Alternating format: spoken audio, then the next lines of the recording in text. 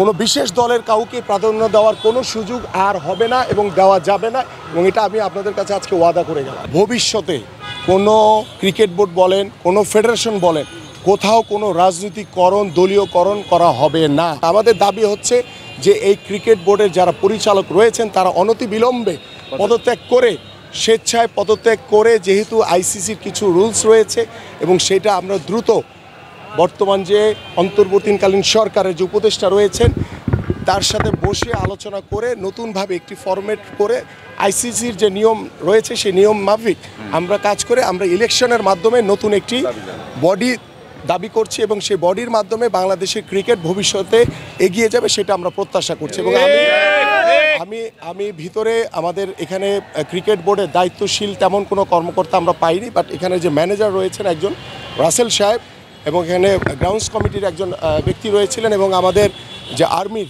যিনি কমান্ডার হিসেবে দায়িত্ব পালন করছেন টোটাল উত্তরের এখানে তিনি ছিলেন। তাদের কাছে আমাদের যে দাবিগুলি আমরা সেখানে রেখে আসছি যে আমরা এই কমিটি না ভাঙা পর্যন্ত আমাদের যে আওয়ামী সরকারের যে উন্নয়নমূলক যে কাজগুলো রয়েছে, কারণ এখানে একটা উন্নয়নমূলকের মাধ্যমে তারা কিন্তু ব্যাপক দুর্নীতির একটা আঁকড়া তৈরি করে ফেলেছে, লুটপাট হচ্ছে, এগুলি এখন আপাতত করা যাবে না, এটা টোটালি বন্ধ রাখতে হবে।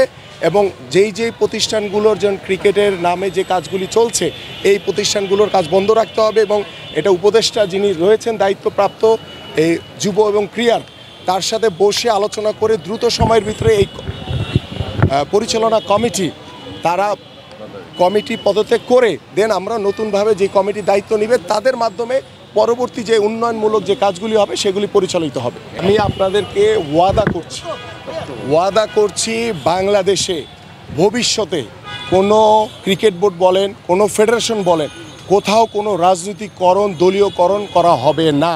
আমরা গত 17 বছরে যে শিক্ষা পেয়েছি, যে স্বৈরাচারী আচরণ দেখেছি, বাংলাদেশে আর কোনো স্বৈরাচার আসুক সেটা আমরা চাই না।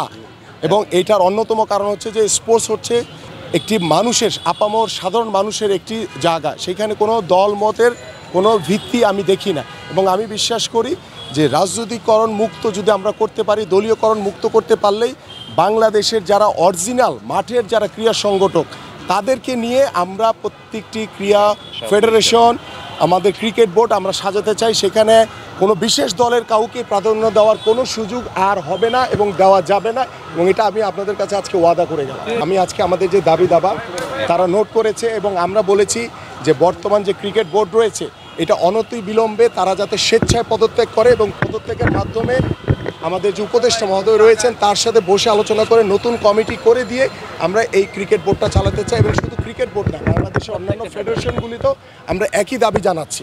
আইসিসির যে নিয়ম রয়েছে সে নিয়ম মাফিক আমরা কাজগুলি করতে চাই। আপনারা জানেন বাংলাদেশে যে একটি গণঅভ্যুত্থান হয়েছে সেটা আইসিসি নলেজে নিশ্চয়ই আছে, সারা পৃথিবী জানে এটা। তো সেই জায়গা থেকে চিন্তা করে আমরা ক্রিকেট বোর্ড, আমাদের ফুটবল ফেডারেশন সব জায়গাতেই ইন্টারন্যাশনাল যে নিয়ম আছে সেই নিয়ম মাফিক সব কিছু ঠিক রেখে আমরা পরবর্তী এবং প্রত্যেকটি কার্যক্রম করতে চাই। আমি বলছি যে কোনো বিশেষ দলকে প্রাধান্য দেওয়া হবে না।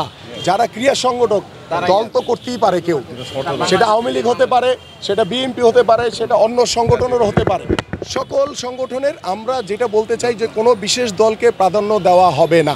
এখানে সবাই যারা মাঠের ক্রীড়া সংগঠক যাদেরকে দিলে আমাদের ক্রিকেট বোর্ড কিংবা আমাদের বাংলাদেশের স্পোর্টস এগিয়ে নিয়ে যেতে পারবো, যেখানে কোনো বিতর্ক থাকবে না। যে বিতর্কটা আজকে আমরা করছি যে রাজনীতিকরণ করা হয়েছে, দলীয়করণ করা হয়েছে, এই বিতর্কের ঊর্ধ্বে থেকে আমরা পরবর্তী কাজগুলি করতে চাই। আমরা এটা খুব সাধারণ একটি একদম শান্তিপূর্ণভাবে আমরা আমাদের দাবি জানিয়েছি। এখানে কোনো শোডাউন দিতে আমরা আসি নাই, আমরা এসেছি একটি মানববন্ধন শান্তিপূর্ণভাবে করে আমরা যে বাংলাদেশের যে ক্রিকেট বোর্ডে যারা আছেন বর্তমানে এবং তারা যে দুর্নীতি করেছেন এবং তারা যে স্বৈরাচারী আচরণ করেছেন বিগত 17 বছর ধরে, তা আমরা তাদের পদত্যাগ চাই এবং এটা শান্তিপূর্ণভাবে চেয়েছি। বিশ্বকাপ নিয়ে আমাদের কোনো সমস্যা নেই এবং বিশ্বকাপের নিয়ম অনুযায়ী হবে। এখানে কোনো বাধা বা কোনো আমাদের জায়গা থেকে আমরা শতভাগ আন্তরিকভাবে তাদেরকে সহযোগিতা করব যাতে বিশ্বকাপটা বাংলাদেশে সুন্দরভাবে হয়।